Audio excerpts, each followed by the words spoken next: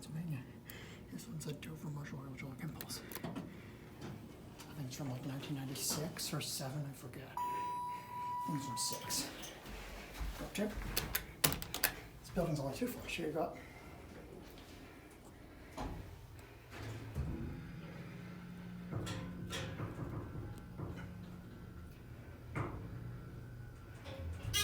Here too.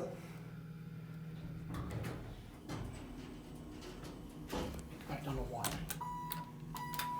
think it's a whole side hydraulic too. Non-80 I found might be original from install. Certificate installed in 1996. I was right. Old certificate. It's a basic cab. Expecting it to be a figure ring painted cab like another building I was at. I'm here back at 1. As we all know, the sticker should be there, but I guess it fell and someone didn't put it there for some reason. It's kind of loose too.